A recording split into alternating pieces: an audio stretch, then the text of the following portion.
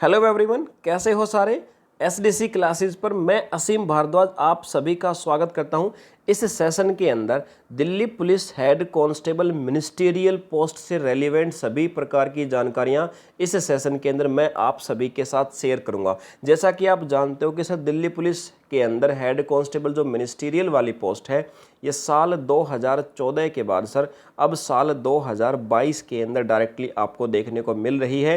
यानी कि golden opportunity है आपको ऐसी पोस्ट प्राप्त करने की, जो पद आपको क्या करवाएगी, आपको पुलिस की जॉब भी देगी और आपको जो पुलिस के अंदर हिंसात्मक रवैये वाले स्थान होते उनसे भी दूर रखेगी। जी हाँ, लेकिन यानी कि इसका मतलब है कि सर ऐसी पोस्ट है ये आपकी जिसके अंदर सिर्फ और सिर्फ आपको ऑफिशियल वर्क ही दिया जाएगा, आपको सिर्फ ऑफिशियल काम ही दिया जाएगा। जो फील्ड का काम है वो आपका इसके अंदर नहीं होता है। इसीलिए जो मिनिस्ट्रियल के अंतर्गत आपकी पोस्ट आती है, कम ही पोस्ट आपके निकाले जाते हैं पुलिस के अंतर्गत। तो चलिए, आप सभी को मौका मिल रहा है। सो इस एग्जाम, इस पोस्ट से रेलिवेंट सभी प्रकार की जानकारी मैं आपके साथ शेयर करने जा रहा हूँ। देखिए, इस एग्जाम से रेलिवेंट मैं 3 प्रकार के आपके पास में इंफॉर्मेशन शेयर करूँगा।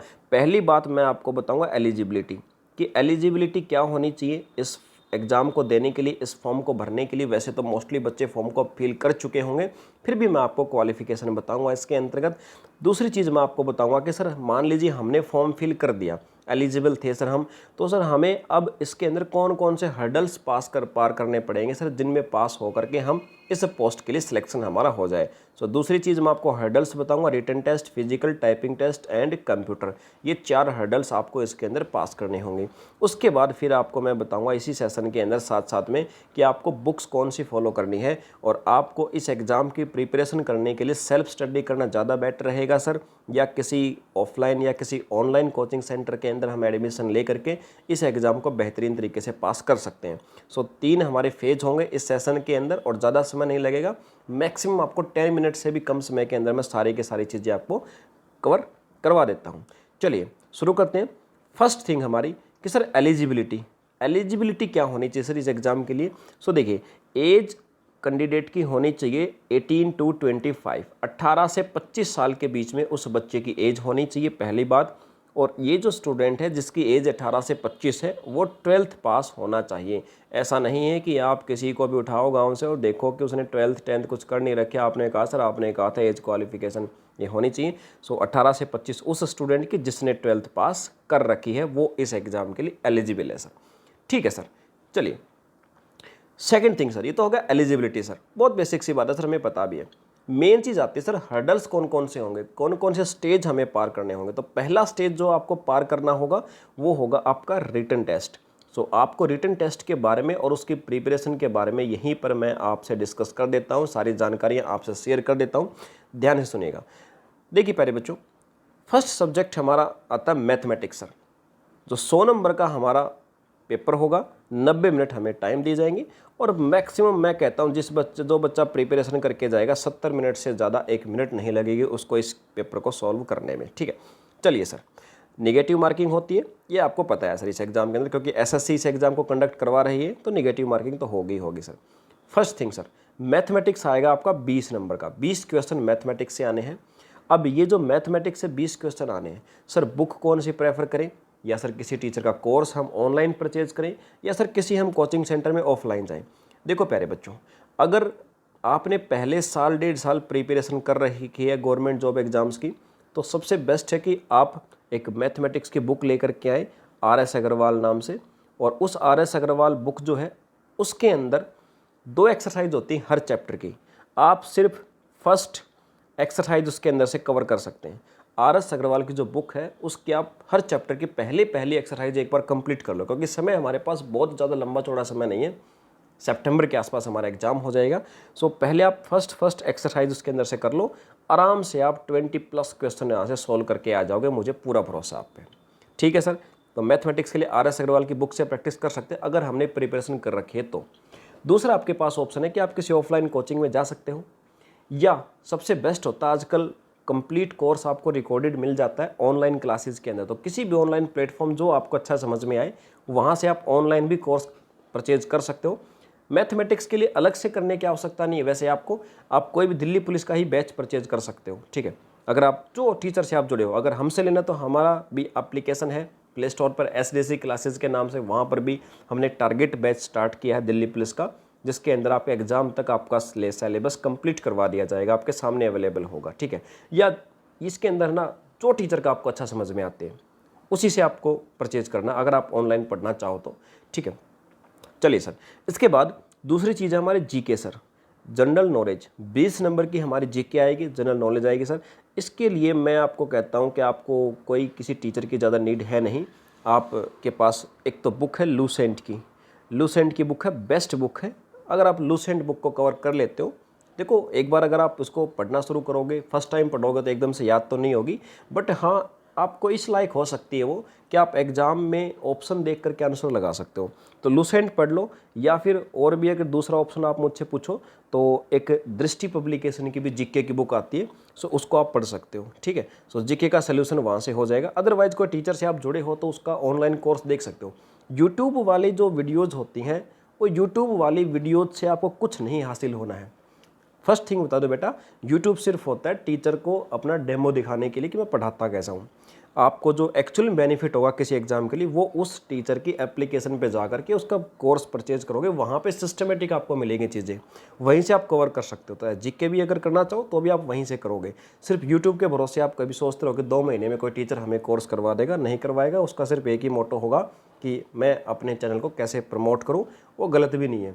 वो आपको जो सर्विस प्रोवाइड करवाएगा उसके लिए आपसे चार्ज करेगा और अपने एप्लीकेशन पे आपको पढ़ाएगा, ठीक है सर। तो जीके के लिए लूसेंट या दृष्टि पब्लिकेशन में से कोई भी एक बुक ले लो, ठीक है। और मैथ के लिए मैंने कहा RS अग्रवाल। इसके बाद इंग्लिश के लिए देखो, अगर आप चाहते हो कि सर मैंने इंग्लिश पहले भी पढ़ रखी है और सर अब भी मैं दोबारा बस मुझे रिवीजन चाहिए सर, कहाँ से पढ़ूँ, तो आप 2 अलग अलग बुक्स फॉलो कर सकते हो।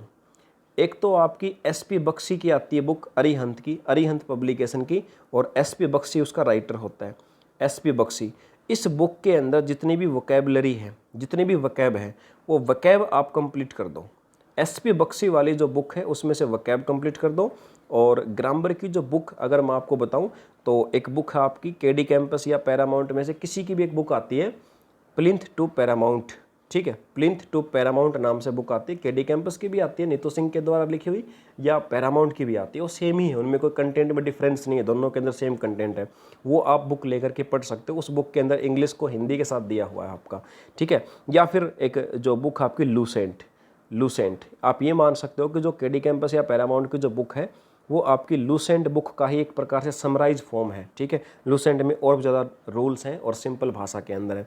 सो आप लूसेंट की भी ले सकते हो इंग्लिश के लिए। रीजनिंग के लिए सर्वमान्य एक बुक होती है आपकी जिसको कहा जाता है अरिहंत की बुक आती है, बस एक बुक वो लगा लो, सफिशिएंट है, 25 नंबर कहीं नहीं जाएंगे।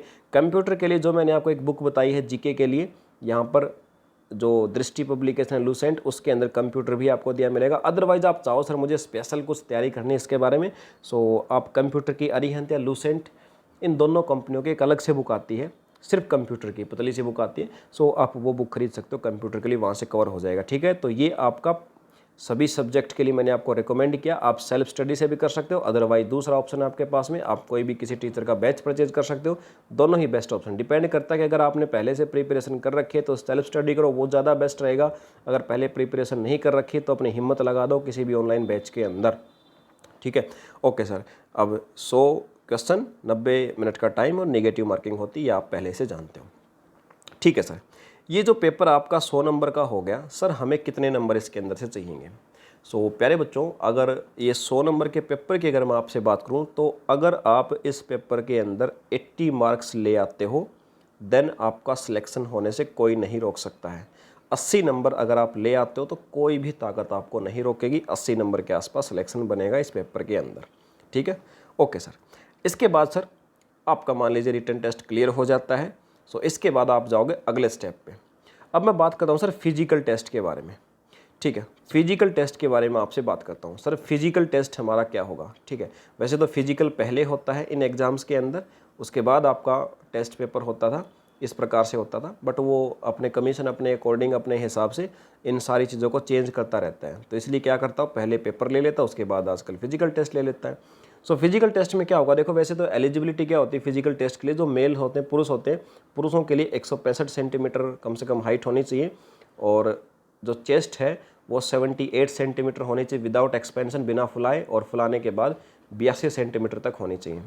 रेस होगी, रनिंग होगी पुरुषों के लिए जो रनिंग होगी वो आपकी कितनी होगी 1600 मीटर 7 मिनट का समय दिया जाएगा। बहुत ज़्यादा टफ नहीं है, आराम से आप अगर 1 महीना घर पे कॉन्स्टेंटली दौड़ करके ये रेस के लिए जाते हो तो आप आराम से कर दोगे। लॉन्ग जंप होगा 12.5 फीट का और हाई जंप होगा 3.5 फीट का। फीमेल्स के लिए 157 सेंटीमीटर हाइट होगी, 800 मीटर की रेस होगी 5 मिनट में, लॉन्ग जंप 9 फुट का और हाई जंप होगा 3 फुट का। ये फिजिकल के दौरान आपका मेजरमेंट या टेस्ट लिया जाएगा। ठीक है सर, दूसरा हर्डल हमारा पास हो गया फिजिकल टेस्ट। इसके बाद फिर आपका होगा प्यारे बच्चों टाइपिंग टेस्ट, और ये आपकी है इम्तिहान की घड़ी। इसके अंदर क्या होगा सर, आपको टाइपिंग जो है अगर इंग्लिश में करोगे तो आपको 30 वर्ड पर मिनट मिनिमम होने चाहिए, और हिंदी में करोगे तो 25 वर्ड पर मिनट की टाइपिंग आपकी मिनिमम होनी चाहिए। अगर आप 30 की इंग्लिश में या फिर हिंदी में 20 किसी भी एक के अंदर आप ले आते हो तो आपको मिलेंगे 10 नंबर। अगर आप अब बढ़ाते चलो, अगर आप 30 की बजाय 35 के ले आते हो या हिंदी में 25 की बजाय 30 के ले आते हो तो 5 नंबर आपको और मिलेंगे, और अगर आप 40 के ले आते हो तो 5 नंबर और ज़्यादा मिलेंगे। यानी मैक्सिमम अगर आपकी स्पीड 45 प्लस या इंग्लिश में 50 प्लस आती है तो आपको पूरे के पूरे 25 नंबर मिलेंगे टाइपिंग टेस्ट के अंदर। तो ये जितनी ज़्यादा आपकी स्पीड उतने ज़्यादा आपको मार्क्स दिए जाएंगे। टोटल 25 नंबर का टाइपिंग टेस्ट होगा जो आपको दिया जाएगा। ठीक है, तो 25 नंबर में से वैसे ज़्यादा से ज़्यादा बच्चों के नंबर आ सकते हैं 15 नंबर।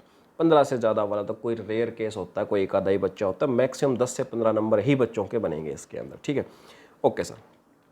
इसके बाद सर टाइपिंग टेस्ट हो गया सर हमारा। इसके बाद क्या होगा सर, इसके बाद आपका होगा कंप्यूटर टेस्ट। उसी दिन उसी समय पर आपका टाइपिंग टेस्ट के बाद होगा कंप्यूटर टेस्ट, और कंप्यूटर टेस्ट के अंदर आपका क्या होगा, ये बेसिक कंप्यूटर का जो कोर्स होता है अगर जिस बच्चे ने कर रखा तो बहुत आसानी से इसको कर देगा। इसमें नॉर्मल बेसिक सी बातें MS वर्ड के बारे में, MS पावर पॉइंट के बारे में और MS एक्सेल, इन सब के बारे में आपसे पूछा जाएगा। जो बेसिक सी बातें होंगी आप आराम से बता सकते हो उनको। ठीक है, ये क्वालिफाइंग नेचर का होगा कंप्यूटर टेस्ट आपका, इसमें कोई बहुत ज़्यादा ऐसा नहीं होगा।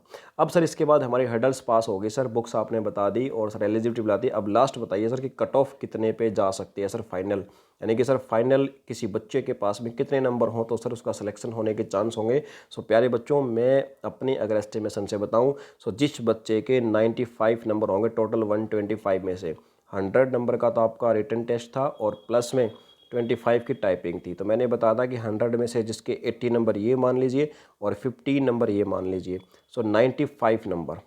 ठीक है, 95 125 में से 95 नंबर अगर किसी मार्क्स किसी बच्चे के आते हैं सो उसका सिलेक्शन मेरे हिसाब से फाइनल हो जाना चाहिए लिस्ट के अंदर। ठीक है, सो चलिए प्यारे बच्चों, ये आपके सामने एनालाइज था आपके Delhi police head constable ministerial वाली एग्जाम के लिए। सो एनालाइज या अंदाज़ा आपने लगा लिया होगा। अब जुट जाइए प्रिपरेशन के अंदर। किसी भी प्रकार की हेल्प सहायता हो सो अपनी SDC क्लासेस वाली एप्लीकेशन को डाउनलोड करो। किसी प्रकार की इंक्वायरी हो चैट सेक्शन में जा करके मुझ तक मैसेज पहुँच सकता है। सो मिलते हैं अगले सेशन के अंदर, तब तक के लिए थैंक यू।